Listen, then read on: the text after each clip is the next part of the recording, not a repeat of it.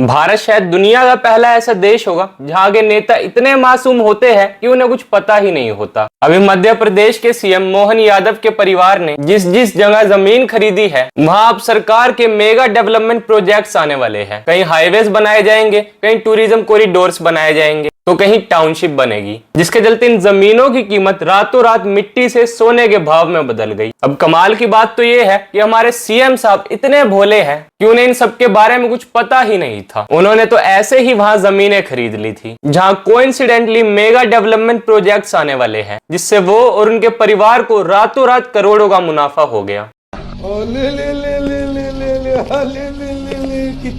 कितना भोला बच्चा है ये।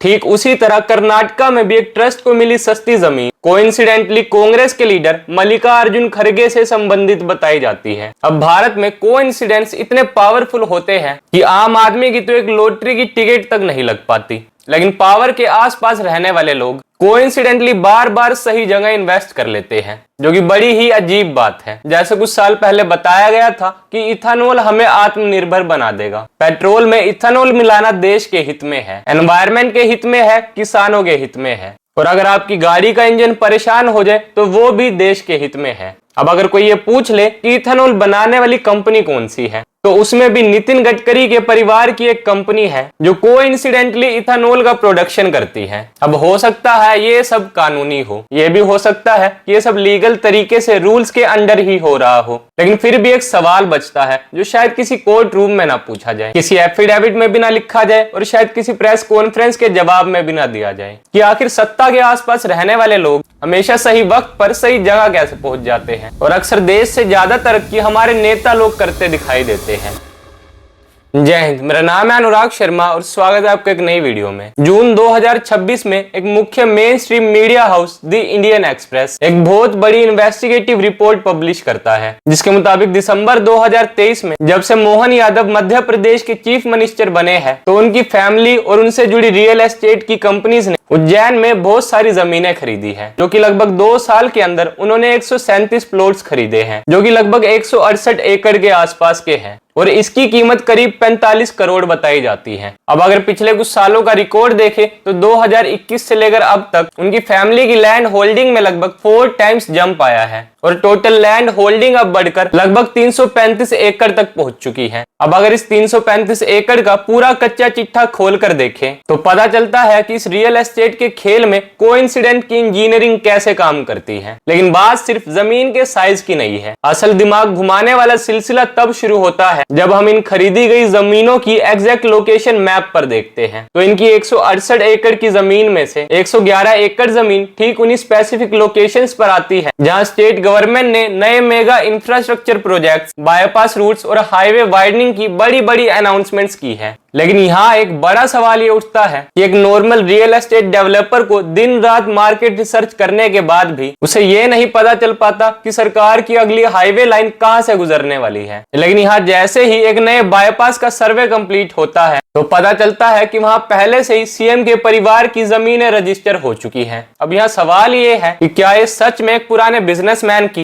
कोई छठी इंद्री काम कर रही है, जो उन्हें फ्यूचर में आने वाले प्रोजेक्ट्स के बारे में पहले से ही पता चल जाता है, या फिर ये एक ऐसी इनसाइडर कॉर्पोरेट इंटेलिजेंस थी जो पब्लिक डोमेन में आने से पहले ही सही हाथों तक पहुंच चुकी थी। क्योंकि जैसे ही उन सरकारी प्रोजेक्ट्स पर मोहर लगती है तो इन जमीनों की कीमत मार्केट में रातों रात आसमान छू जाती है। अब बात सिर्फ सड़कों तक ही लिमिटेड नहीं है, असल मास्टर स्ट्रोक तो उज्जैन मास्टर प्लान 2035 के पीछे छुपा हुआ है। रिपोर्ट्स के मुताबिक जिन जिन एरिया में सीएम के बेटे वैभव यादव, उनकी बहू शालिनी, उनके भाई और उनके कजन्स के नाम पर जमीनें हैं, या उनकी family linked firms Shri Siddhi Vinayak देवकोन्स और श्री अन्नपूर्णा कंस्ट्रक्शन एक्टिव है। इवन वहां के लैंड यूज पैटर्न भी बदल दिए गए हैं। जो जमीन पहले एग्रीकल्चर लैंड यानी खेती के लिए हुआ करती थी, उसे रातों रात रेजिडेंशियल और कमर्शियल जोन में शिफ्ट कर दिया गया। अब जहां पहले सिर्फ फसल उगा करती थी, अब वहां बड़े बड़े कमर्शियल कॉम्प्लेक्सेस और लग्जरी टाउनशिप्स खड़े होने वाले हैं। लेकिन इस पर सीएम मोहन यादव के सपोर्टर्स और उनकी पार्टी के प्रवक्ताओं का कहना है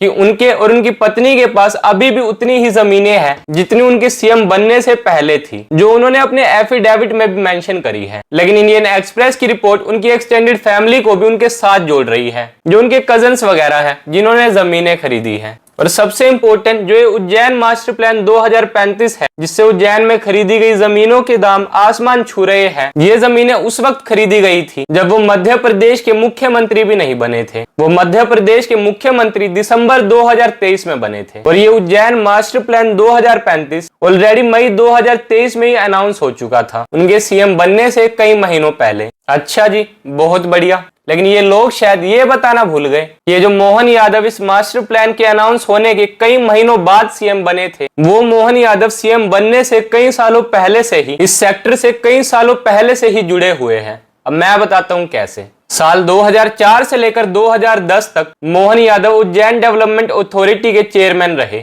साल 2011 से 2013 तक Madhya Pradesh tourism development corporation के हेड रहे। फिर साल 2013 से लेकर 2023 तक वो उज्जैन साउथ की कॉन्स्टिट्यूएंसी से एमएलए रहे, till becoming the chief minister of Madhya Pradesh. अब मतलब ऐसे कैसे हो सकता है जो इंसान पिछले इतने सालों से उज्जैन डेवलपमेंट अथॉरिटी का चेयरमैन रहा हो, फिर मध्य प्रदेश टूरिज्म डेवलपमेंट का हेड रहा हो और 10 सालों तक उज्जैन कॉन्स्टिट्यूएंसी से ही एमएलए रहा हो, उसे कानों कान इस उज्जैन मास्टर प्लान के बारे में कुछ पता ही ना हो। अब बताओ, इससे ज्यादा भोले और मासूम नेता आपने कहीं देखे हैं? इसीलिए मैंने आपसे वीडियो की स्टार्टिंग में ही कहा था कि भारत शायद दुनिया का एक लौता ऐसा देश होगा जहां के नेता इतने शरीफ, इतने भोले और इतने मासूम हैं। बाकी इस पर आप क्या सोचते हैं हमें कमेंट सेक्शन में लिखकर जरूर बताएं। टिल देन गुड बाय, जय हिंद, वंदे मातरम।